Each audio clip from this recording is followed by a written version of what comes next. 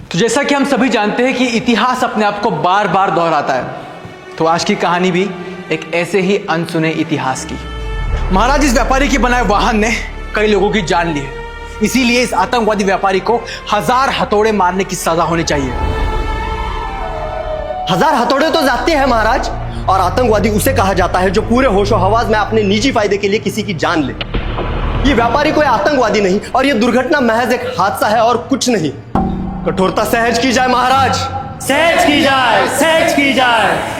उस व्यापारी के चहीते मंत्रियों ने जब सजा सहज करने की याचना की तो अभिवक्ता मान गए और कहा, ठीक है महाराज, हम अपराधी को अपनी मर्जी का हथौड़ा चुनने की सहजता प्रदान करते हैं, और साथ ही साथ धातु और आकार भी वो अपने हिसाब से चुन सकता है। ये सुनकर व्यापारी बहुत खुश हुआ और प्रजा बहुत विचलित, क्योंकि अब सबको पता था कि वो व्यापारी एकदम छोटे आकार और हल्के धातु का हथौड़ा चुनेगा ताकि उसे दर्द ना हो। और हुआ वैसे। उस सभा में एक बहुत ही छोटा और हल्का हथौड़ा लाया गया, मानो किसी बच्चे का खिलौना हो। लगा? फिर राजा ने व्यापारी का हाथ आगे करवाया और 1000 हथौड़ों की सजा आरंभ हुई।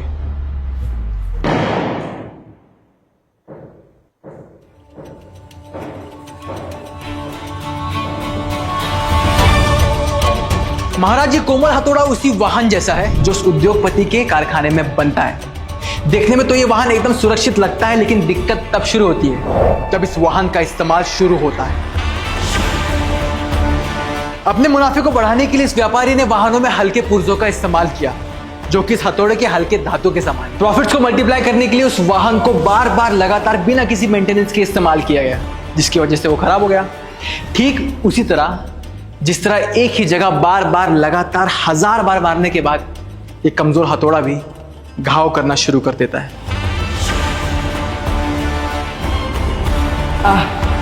महाराज, जनता ने कई बार इनके वाहनों की दिक्कतों पर आवाज तो उठाई, लेकिन उन्हें ठीक उसी तरह अनसुना कर दिया गया जिस तरह आज ये सभा उस व्यापारी की चीखों कर रही है।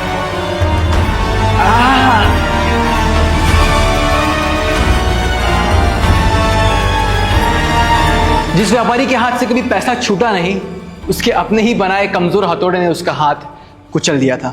लेकिन सर, आपको लगता है हमारे इतिहास की तरह आज का सिस्टम भी न्याय के लिए काम करेगा? अब ये तो वक्त ही बताएगा कि हम इतिहास से सीखकर न्याय चुनते हैं या फिर न्याय खुद एक इतिहास बन चुका है। सर, पर वो व्यापारी आतंकवादी कैसे हुआ? क्योंकि उस व्यापारी ने अपने पूरे होशो हवास में और निजी फायदे के लिए लोगों की जान ली।